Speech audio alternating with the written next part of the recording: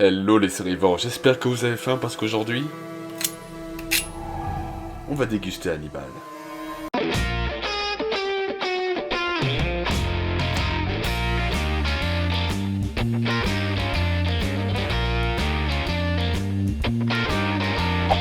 Bon, par contre, avant de commencer, il me doit de préciser quelques petites choses. Cette série n'est absolument pas faite pour les gens sensibles. Donc si vous êtes facilement dégoûté par tout ce qui tourne autour du sang, des organes, des cadavres, et plus ou moins tout ce qui tourne autour de la mort, cette série n'est pas faite pour vous.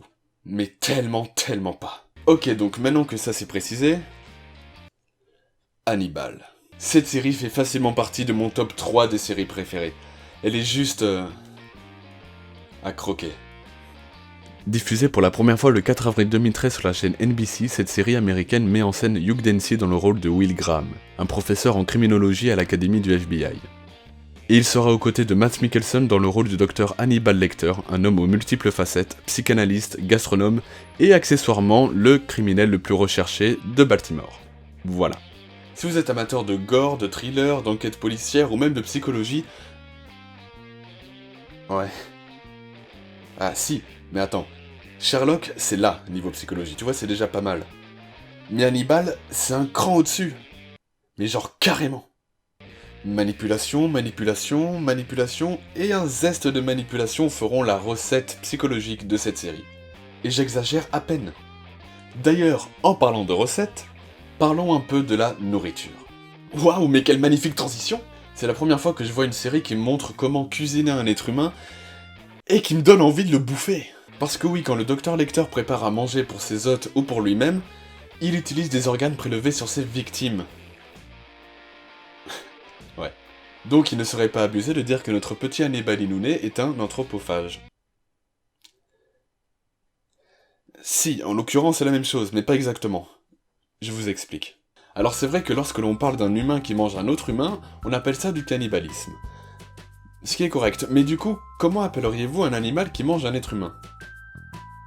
Eh ben on n'appelle pas ça un cannibale, mais un anthropophage. Donc pour être plus clair, un cannibale est un être vivant qui mange un autre être vivant de la même espèce que lui. Et un anthropophage est un être vivant qui mange un être humain. Donc pourquoi je vous parle de ça? Si vous voulez, à la base du cannibalisme... Voilà. Donc je disais, à la base, le cannibalisme n'est pas récent, il remonte très loin. Et apparemment, le site le plus ancien où on aurait retrouvé des traces de cannibalisme remonte à 800 000 ans. Là-bas, on y aurait retrouvé pas moins de 11 ossements humains. Hommes, femmes, enfants, tout le monde y passe. Et sur ces ossements, on aurait retrouvé des traces de décapitation, de street boucherie, ou des fractures causées, directement ou indirectement, par l'homme, à l'aide d'outils en pierre. Mais il faut savoir que le cannibalisme n'est pas sans danger. Et pour vous le prouver, je vais vous parler d'une tribu qui a été décimée par une maladie, le courroux. Et donc ce sont principalement les femmes et les enfants qui ont été touchés par cette maladie. Pourquoi?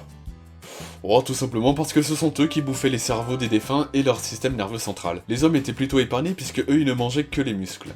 Ce rituel consistait donc à manger le corps des parents défunts dans le but de s'imprégner de leur force physique et spirituelle. Voilà. Hannibal le cannibale. Ça lui va bien, non?